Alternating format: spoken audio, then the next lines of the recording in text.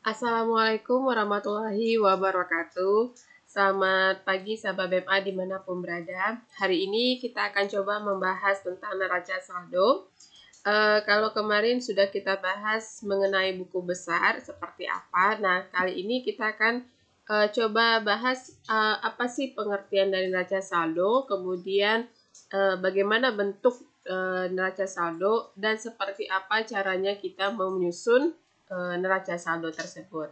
Oke, di sini saya akan coba jelaskan. Yang pertama adalah kita harus tahu dulu pengertian dari neraca saldo. Nah, kalau kita lihat di sini, neraca saldo itu diartikan sebagai suatu daftar yang berisikan nama-nama akun yang mana nantinya akan digunakan untuk mengetahui keseimbangan antara jumlah akhir kolom debit dan kredit yang ada di buku besar. Nah, jika nanti jumlah yang dihasilkan tidak sama, berarti ada kesalahan dalam melakukan pencatatan. Oke, jadi kalau kita simpulkan, neraca saldo itu adalah suatu daftar yang nantinya kita akan gunakan setelah menyusun buku besar. Nah, nanti dari situ kita akan membuat atau mengetahui keseimbangan antara nominal yang ada di posisi debit dan posisi kredit.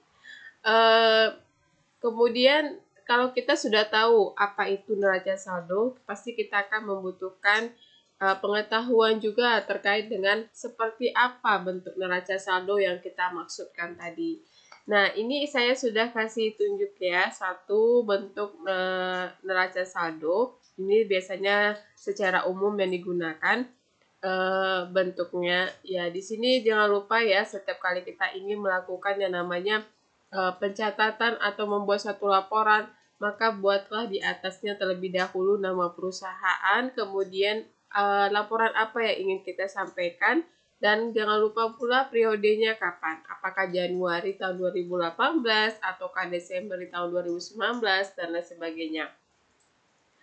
Kemudian di sini kita bisa lihat ada nomor akun, kemudian nama akun, ref, debit, kredit. Nah, ini adalah bentuknya yang terdiri dari beberapa kolom. Nah, masing-masing kolom ini mempunyai fungsinya, ya. Jadi bukan berarti tidak punya fungsi, tapi punya fungsi masing-masing dan makanya kita harus selalu menggunakannya. Ya, ini dia. Oke, yang pertama itu ada kolom nomor akun. Di sini nantinya kita akan isikan nomor atau kode akun yang sudah tertera pada buku besar. Jadi nanti nomor akun atau kode akun yang sudah ditentukan oleh perusahaan saat sebelum didirikannya perusahaan itu akan kita cantumkan. Nah, misalnya nomor akunnya 101.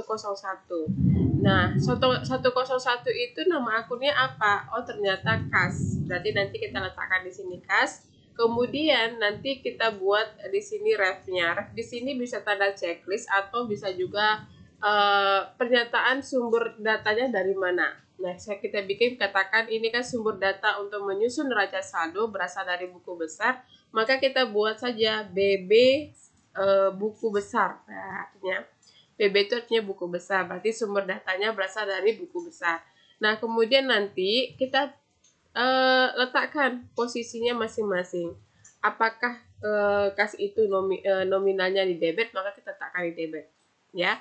Jadi saldo normalnya masing-masing. Posisi normalnya di mana? Kalau kas kan termasuk harta. Harta itu kan posisinya biasanya di debit. Nah, maka kita letakkanlah nanti dianya di debit. Begitu seterusnya kita lakukan nanti sampai pada akhirnya seluruh nama-nama akun yang ada di buku besar itu telah kita lakukan pemindahan ke laporan neraca saldo ini. Dan jangan lupa ketika kita sudah selesai memindahkan semua datanya yang berasal dari buku besar ke neraca saldo, maka lihat jumlahnya. Ya, lihat jumlahnya. Kita jumlahkan dulu yang debit, kemudian jumlahkan yang kredit. Nah, kita jumlahkan kedua-duanya. Apabila ya kita lihat kedua-dua jumlah, apabila ternyata jumlahnya sama, berarti ini artinya berarti artinya ini sudah beres gitu ya. Tapi kalau misalnya berbeda, tidak sama atau berbeda, ini berarti harus kita periksa kembali apakah ada kesalahan dalam pencatatan atau mungkin salah penempatan posisi akunnya, nominalnya gitu ya. Jadi nanti harus dicek dengan baik-baik. Ya, harus teliti dan harus secara detail kita periksa kembali data-data yang sudah dipindahkan. Oke, ini adalah bentuk neraca saldo. Nah, sekarang kita coba lihat bagaimana caranya kita menyusun atau melakukan pencatatan neraca saldo tersebut. Nah, di sini saya sudah buat contoh ya. Contohnya itu yang di sini adalah data yang akan kita gunakan ya sebagai sumber data yang kita ambil dari buku besar. Kemudian nanti kita akan buat neraca saldonya di sini. Nah, ini adalah neraca saldonya, saya sengaja sudah selesaikan. Tinggal menjelaskan saja seperti apa cara kita melakukan pencatatan neraca saldo tersebut.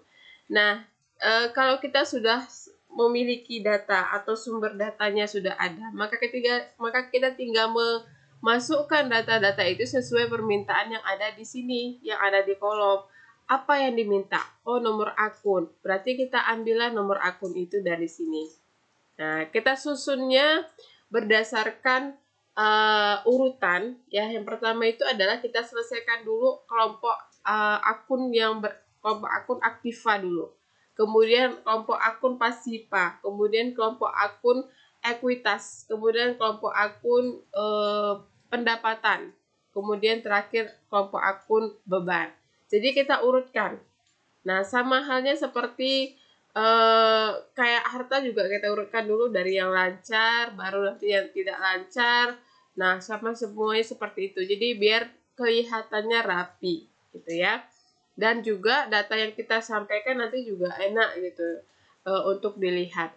Oke, dan mudah untuk memindahkannya ke ke tempat atau ke laporan lainnya. Nah, tadi saya katakan pertama kita lihat dulu nomor akunnya sudah kita lihat di sini 101. Kemudian dia minta lagi di sini ya, di kolom ini minta nama akunnya, berarti kita ambil di sini ada kas. Kemudian refnya. Nah, refnya di sini saya bikin ini berasal dari buku besar. Jadi bisa bikin BB. Kenapa 1? Ya, ini di halaman pertama. Saya anggap ini adanya di halaman pertama, jadi saya buat di BB 1. Nah, kemudian nominalnya ya, nominalnya 45 juta ini berarti saya ambil dari yang terakhir kali. Saldo akhir yang ada di sini saya pindahkanlah ke sini. Nah, kita lihat posisinya, jangan salah menempatkan ya. Hati-hati. Nah, di sini kita lihat dia debit 45 juta. Maka saya buat di sini 45 juta. Oke. Nah, kemudian di sini yang kedua ada utang usaha ya. 201 saya pindahkan kemari, nama akunnya utang usaha. Kemudian saya bikin BB1.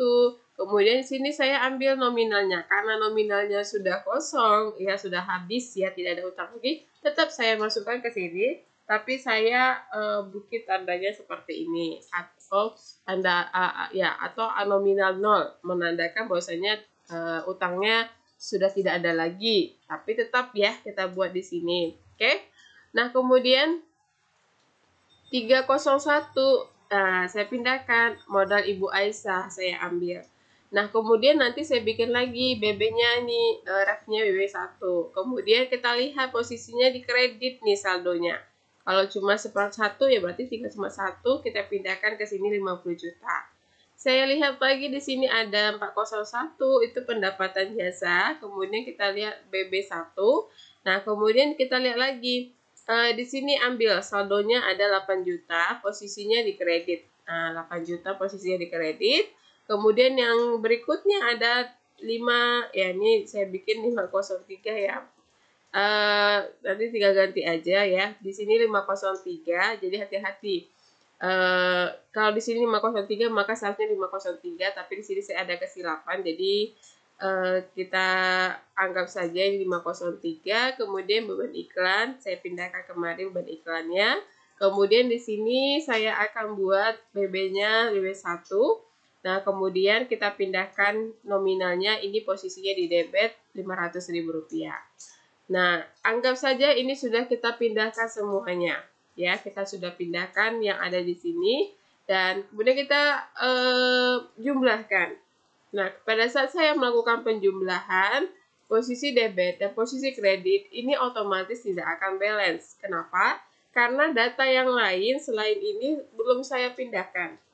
Nah, jadi makanya dia tidak balance. Tapi intinya cara kita melakukan pemindahan ya atau melakukan pencatatan neraca saldo itu ya seperti saya katakan tadi, tinggal kita ikuti saja alur permintaan yang ada di kolom. Jika kolom ini minta nomor akun, maka kita tinggal memasukkan nomor akunnya. Jika tabel ini meminta nama akun, tinggal kita masukkan nama akunnya. Begitu juga ref, debit, dan kredit. Kita tempatkan pada posisinya masing-masing, ya. Nah, semua data untuk melakukan penyusunan neraca saldo itu berasal dari buku besar. Ya, dari sini. Dari buku besar sumber data yang kita akan gunakan. Oke.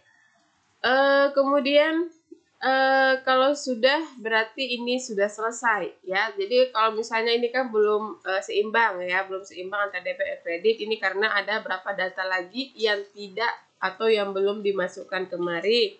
Nah, kalau misalnya seperti ini kita langsung cek lagi, loh kok nggak balance ya? Oh ternyata ada yang belum saya masukkan. Maka nanti silakan dimasukkan kembali. Nah, misalnya juga udah dimasukkan semua tapi nggak balance. Oh, mungkin ada penempatan yang salah atau di buku besarnya ada perhitungan yang salah.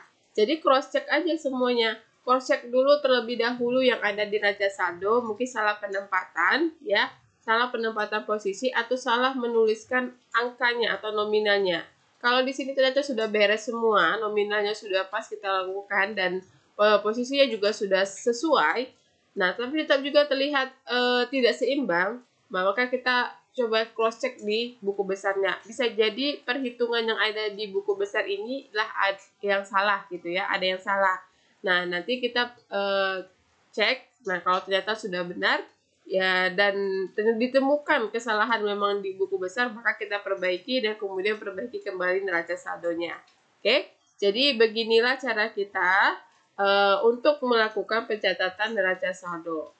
Ingat, ingat sumber datanya itu berasal dari buku besar dan silakan mengisi datanya sesuai dengan apa yang diminta dalam kolom-kolom yang terdapat pada tabel berikut ini.